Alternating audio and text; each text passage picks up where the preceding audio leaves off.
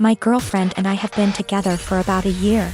Most everything is great except one thing. If I tell her I'm sick/not feeling well/hurt, she refuses to believe me. If I have a cold, she tells me I'm faking it until it goes away and then says, "See, you are fine." I'm rarely sick, so it's never been a major issue. But she has zero sympathy when I'm sick. She grew up with hypochondriac parents who were always sick with something, often self-diagnosing themselves with fatal maladies. She has limited contact with them, and the time I met them, I was told by them that they didn't have long left to live. I get it, growing up in that household must have been awful. But what happened on Sunday just sent me over the edge. Girlfriend and my sister wanted to check out this event and we were all supposed to go. I woke up with excruciating back pain and could barely breathe. Girlfriend got so mad at me for ruining this that she wouldn't speak to me. As she was about to leave, I asked her not to leave because I thought something was wrong. She said no and left. I threw up in my bed and eventually called my parents. I was too embarrassed to call 911. And my mother and brother hauled me to the hospital. I was whisked back and after 20 minutes I was diagnosed with kidney stones, fentanyl and gravel, and I had a CT scan and then went for a procedure to bust the kidney stones. 5 hours later and I was laying on my parents' sofa in a haze. I have never, and hope to never, feel pain like that again in my life. I was sure I was going to die. The attending in the told me it's worse than childbirth and that they've had it before, too. I didn't text my girlfriend throughout because I really didn't have the strength or foresight. I was drugged up and uncomfortable. My sister found out that I had been in the emergency room and soon after my girlfriend called me. She was pissed off I didn't call her. Then I reminded her that I begged her not to leave as I thought something was wrong. She got quiet and eked out an apology. I got furious and said something rather nasty things, unsavory things. In fairness, I was on dope, still sore, peeing blood, and felt like someone had punched me in the gut. Standing was incredibly painful. I needed to take 2 days off of work and school. I rested in bed and the only thing you can think is the person who should have been there didn't even believe me. She's texted me this week a formal apology and wants one in return for saying nasty things to her. I've been avoiding her texts/calls. I felt like shit this week and picked something up in the so I laid low, took a few days off work and relaxed. She wants to meet tonight and talk about everything, but I'm still so mad I don't know if I should hold off seeing her. Is this as big a transgression as I feel like it is? Am I blowing this out of proportion because I felt so shitty? I just am so annoyed and angry. Girlfriend didn't believe me something was wrong and I wound up in the with kidney stones and needed a procedure. She was mad that I didn't call her. I was too doped up. And then when I blew up at her she felt bad. I'm still mad at her. My family is Indian American, but I like to think I am pretty progressive. I have a son and a daughter. My daughter has started to become a tomboy over the last 2 years, despises feminine clothing and style. While it has definitely been an adjustment in my perception, I have always tried to be as supportive as possible, and have let her pick her own clothings, only eliminating anything that was graphic or inappropriate. However, my niece was getting married in a traditional, big Indian wedding. While generally all the girls would be wearing formal lehengas, Indian traditional dresses, I dropped it after asking my daughter if she wanted to wear that and she said no. Only mentioned it once because she really looks up to my niece and I did not want her to feel left out. When I asked her what she wanted to wear, she said that should wear a t-shirt and slacks. But I insisted that she wear a formal clothing of her choice, whether it was a suit, a dress or traditional Indian clothing. This was black tie event. I was making my son wear a formal suit. Everyone was going to be dressed to the nines. I was going to get my son a new suit tailored for the event, and I insisted that she come with and pick a fabric and suit style as well. It could be to her desire, as long as it was appropriate, like a very typical men's suit or feminine twist like what Zendaya wears. She got angry and said I was constricting her expression. I think she will have to wear formal clothing in other points in her life, whether for work or other formal events. She can express herself however she wants, but dressing appropriately for the occasion is a necessary skill. The wedding has been postponed for now, but I still want her to wear a formal outfit and she is still mad at me about this. But I want to stress that I don't think my daughter is really the asshole, but she is the sweetest little girl in the world.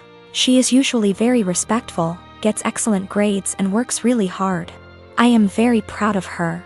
I do not think my daughter is trans, but but I think I have made it clear that it's okay if she or anyone else is. She also generally seems pretty happy with her body. She is actually really fashionable and doesn't really wear baggy clothing or anything, but is more into streetwear. She is the one who showed me who Zendaya is. I think she is at the stage in life where she knows everything, and I, her mom, knows nothing. She wants to rebel for something, but isn't really the type to rebel with something really bad, thank God. So she decided this is a justified area to rebel. She is also at home, and I haven't really allowed her to go out because of the current circumstances. So think she feels cooped up and now everything about me is annoying her. I have decided to take a hard stance on because my daughter really wants to go. She loves her cousin and my family, and she is a really social person who would love weddings. Telling her not to go would hurt her, I think, and would be counterproductive in the long term. This is the first wedding in our family and the first time my kids will see a traditional Indian wedding. They have never seen one before, so I think it's important that they learn and feel connected to our culture. If she decides not to go as an act of rebellion, I know my daughter, and I know she will feel really sad afterwards. Parenting is hard, and I was always a girly girl, and so were all the people around me, so this uncharted territory for me. My wedding was September 21st, 2019. We had a fairly decent-sized wedding. My cousin, on my stepdad's side, we are not close whatsoever, and her boyfriend have only been dating not even 6 months at this point. I've met the guy once before my wedding and he never shows up to any family functions. We're all having a great time at my wedding. My husband and I are mingling with guests while everyone dances. The next thing I know is my cousin's boyfriend asks the DJ for his mic and goes to the center of the dance floor saying he has an announcement to make and calls my cousin over. So, I rush over and say, nope, no one is getting engaged during my special day, especially during my reception. You can get engaged later tonight but not right now. It's my day. Thank you for understanding, and I go to walk away. My cousin starts puffing and my aunt, her mom, starts yelling at me and calling me an entitled brat. It causes a huge fight and they all end up leaving. My mom, stepdad, dad, and stepmom all are on my side and were even pissed that they think it's okay to do that during a wedding they all paid for. My nana, stepdad's mom, says I was wrong and told me to apologize and call them over and allow him to propose. Needless to say, it didn't happen. Flash forward to Christmas. It was terrible. My stepdad's entire side were rude and ignoring my husband and I. And of course, guess what happens? My cousin and her now fiancé announced their wedding date, September 21st, 2020.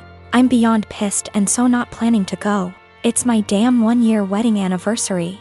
My family is upset that they would do that to piss me off for not allowing them to get engaged during my reception.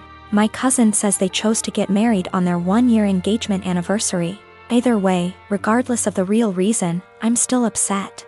Of course, my nana is super excited. I come from a conservative Christian family. All my family members were/are involved in the church and have church-based jobs. When they met my wife, they loved her and embraced her as their own. We dated for 2 years and discovered she was pregnant after we got engaged. Invitations were already given at the time and we decided to still have the wedding on date when my wife was 5 months in. My family were furious when they found out my wife was pregnant. They asked if we even still considered having a wedding.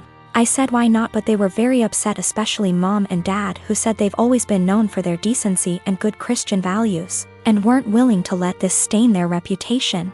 As in my wife and I getting married while pregnant. They officially dropped out and refused to negotiate, saying it was done and I have only myself to blame for this outcome, and should move the wedding out of town.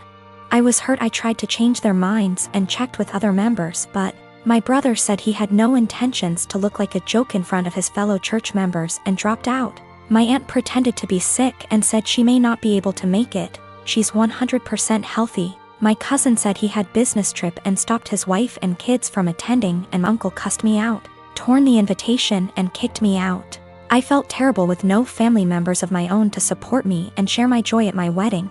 I even broke down crying after the ceremony. I haven't spoken to them for months and then got busy with my 4-week-old daughter. My cousin reached out to hand me gifts and well wishes for the birth of my daughter sent from my family. I returned everything. He sat with me on behalf of the family, saying I shouldn't have returned gifts that were from my family who want to see and hopefully be involved in my daughter's life. He said Mom's longing to meet her grandbaby and everyone else is wanting to visit soon to celebrate my daughter's life. I asked him this question. I said, wasn't my daughter the reason why the entire lot of them abandoned my wedding? He just stared grudgingly as I went on about how they treated my daughter as something to be ashamed of and hide. My daughter at some point will ask about the wedding and I have no intentions on lying to her. He replied saying he guaranteed I got it all wrong and no matter what goes down between us I can never deny that my daughter is their granddaughter / niece / etc. and they're her family. He asked that I arrange for them to visit but I refused. He kept pressing the idea but I shut him down. My wife says I should let them come but I still refused. I am 20 female, have recently moved out of my mother's house for college. I enrolled in scholarship. The other night, my mother wanted her, my younger brother, and I to have dinner together.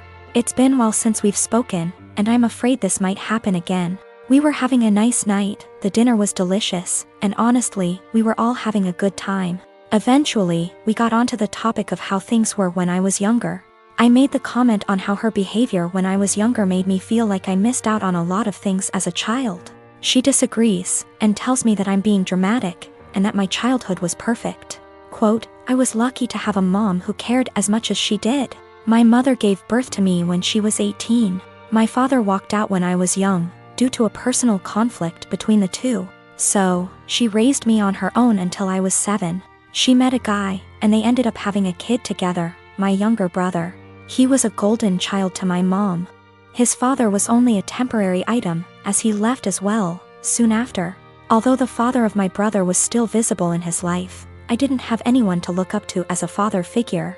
Eventually, my mom went through a phase of depression after they separated. She started to care less and less about her children, and more about her parties and men she wanted to sleep with.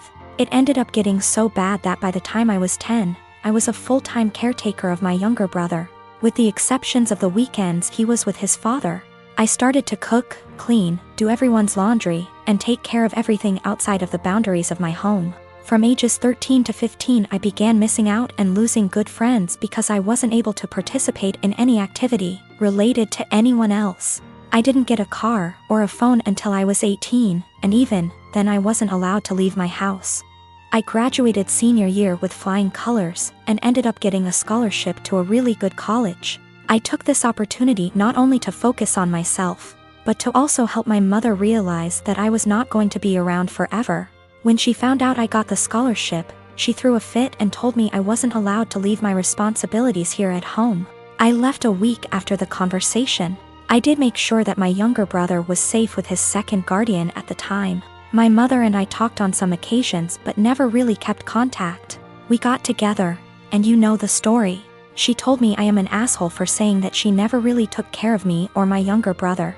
I told her that eventually, she will need to get help and stop victimizing herself. But I'm starting to feel guilty, and that maybe I was dramatic after all. I've officially decided that I no longer need my mother in my life at this point in time. I'm now going to only focus on myself, and working towards a successful career in law. Of course, my mom won't take it well, but it won't really matter to her in the long run. Her children never really mattered to her. I'm going to stay in contact with my younger brother, though. I'm going to make sure that he doesn't possibly go through the same amount of trauma I did.